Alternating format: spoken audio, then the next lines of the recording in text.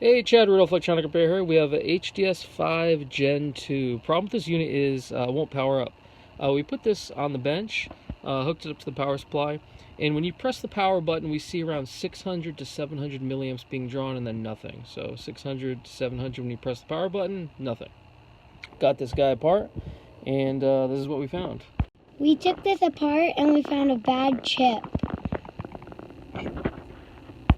Yes, we did. Right there is a dual package MOSFET. So that's two MOSFETs in one single package. Obviously, there's damage to it.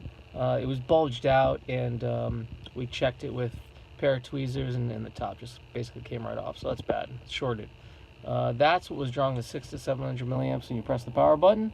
So we got to take this defective chip out. Let's replace it and see what happens. Here's the board we made. Go ahead. Yay!